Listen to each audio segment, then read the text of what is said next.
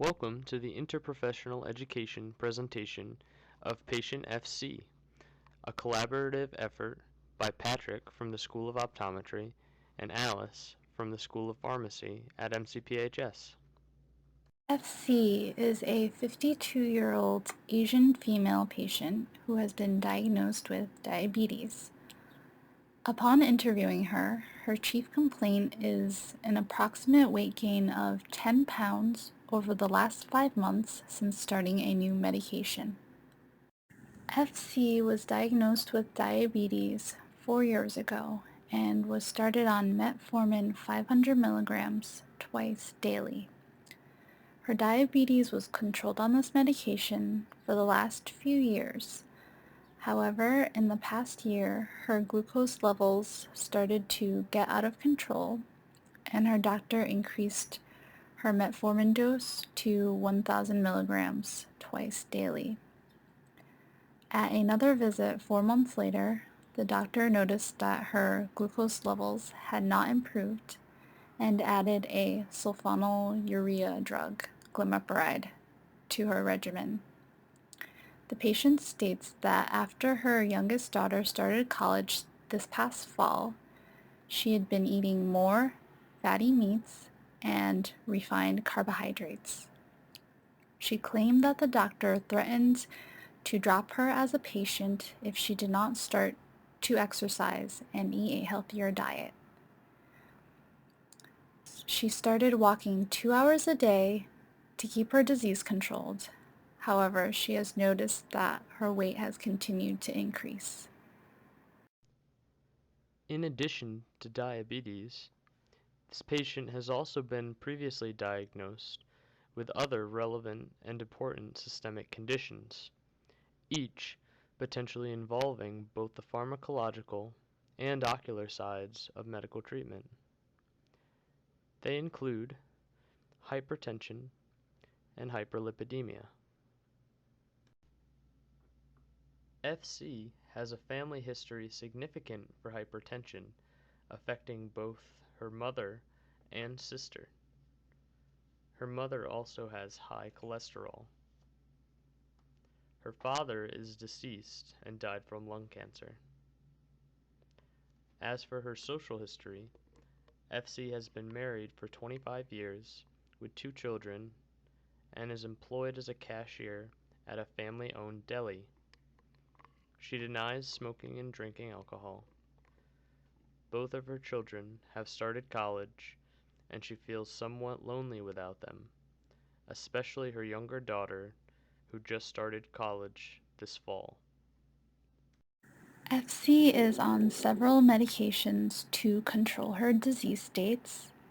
She is currently taking simvastatin 20 milligrams by mouth once daily, lisinopril 5 milligrams by mouth once daily, metformin 1,000 milligrams by mouth twice daily, glimepiride 8 milligrams by mouth once daily, a woman's daily vitamin, 1 tablet by mouth daily, and she is also taking Tums as needed for heartburn.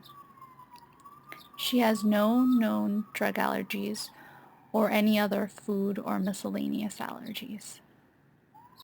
We currently do not have any lab data or physical examination results for FC available. From an ocular perspective, overlapping questions of systemic disease, family, and social history would be clarified. In addition, the patient was asked more detailed questions about her vision and any other ocular disease. She reported that she currently uses plus 1.25 reading glasses only part-time and for near work. She could only recall that her visual acuity, or ability to see, was approximately 20/20 in each eye at distance and with correction at near. Her last eye appointment was in April 2013, and while being dilated they found no signs of diabetic retinopathy. Although patient FC could only recall some information from her last eye exam, pertinent negatives that she responded to included not feeling symptoms of flashes or floaters, double vision, dryness, itching, redness, discharge, ache, or burning of the eyes. No other anterior or posterior ocular anomalies were reported, which included surgeries, injuries, therapy, or disease. FC has several medical and medication-related problems, including diabetes, an adverse drug reaction to glimepiride, urinary frequency and urgency, hypertension, hyperlipidemia, a drug-drug interaction between her Tums and lisinopril, a vision problem, and she needs additional drug therapy in the form of an influenza, pneumococcal, and hepatitis B vaccinations. While she has several problems, we will be focusing on her diabetes and the adverse drug reaction she is experiencing with glimepiride. For the subjective data of the SOAP note, FC gained approximately 10 pounds over the last 5 months. She has increased her exercise regimen from 30 minutes of walking to 2 hours of walking daily. She is on metformin 1,000 milligrams by mouth twice daily, and she's also on glimepiride 8 milligrams by mouth once daily. As for the objective data, there were no lab results reported or physical exam findings, and she only reported that her height was 5 feet and her weight was 146 pounds. For the overall assessment of FC, she was diagnosed with type 2 diabetes 4 years ago. She was put on metformin 500 milligrams twice daily, and this helped control her disease for a few years. However, in the last year, her son and daughter both left for college, and she began to eat unhealthy and became less active as she had more time to herself. Her diabetes began to worsen, and so her doctor increased her metformin to 1,000 milligrams twice daily.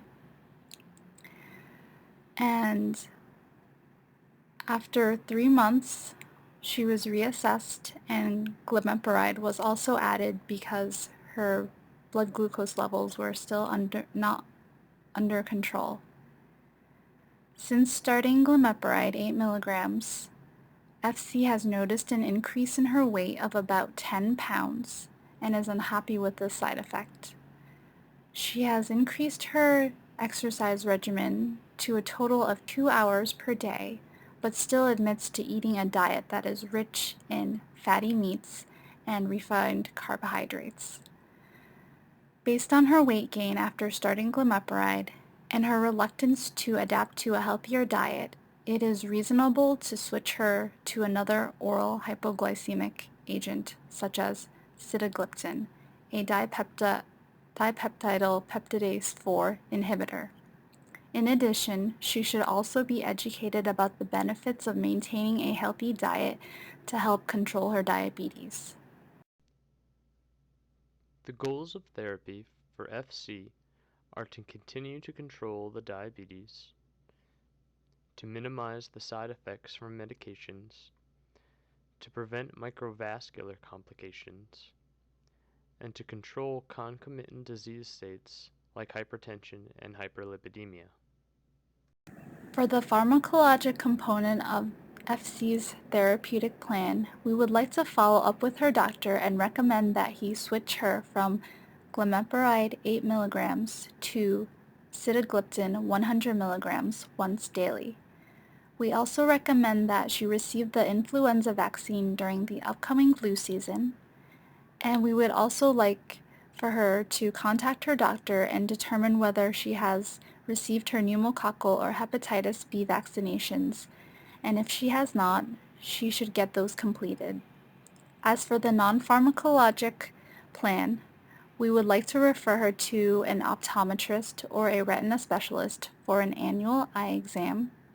We would also like to refer her to her doctor for an annual foot exam. And we would also like to refer her to a dietitian so she can develop a healthy eating plan. And we would also like to recommend that she include muscle strengthening activities to her exercise regimen if she is capable. To determine whether the therapeutic plan was effective, her A1C levels and her postprandial glucose levels should be monitored. She should also be on the lookout for toxic or adverse effects of the medications, including hypoglycemia, pharyngitis, upper respiratory tract infection, and because she is also on an ACE inhibitor, she should look out for increased hypotensive effects such as dizziness and lightheadedness. She should follow up with the doctor in 3 months, and we would like to provide patient education for her on a healthy diet, a reminder for her to go to annual health screenings. We would like to give her instructions on how to use a glucose meter, and we would like to advise her to report any adverse effects. Working with a student from another discipline was a great experience. We were able to use our strengths in teasing out the problem in FC's case based on what we learned in our respective physiology and clinical assessment classes in the pharmacy and optometry school. I personally have gained a better understanding of how diabetes is truly a systemic disease that can affect something that seems so unrelated like the eye. While it was not included in the presentation, Pat gave me a great explanation on what they look for during the eye exam that are indicators of the development of retinopathy in diabetic patients.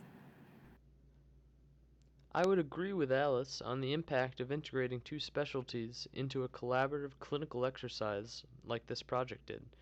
Mostly, I did not understand just how much the importance of systemic disease, and especially patient history, signs, and symptoms, overlap between our designations. One of my areas of weakness, I feel, in studying human biology and disease is the nature, effects, and implementation of drugs as medications. It was rewarding to me to gain better insight on dealing with diabetes pharmacologically, which is a disease highly important to optometry as well. And finally, from both of us, we'd like to say thank you for watching.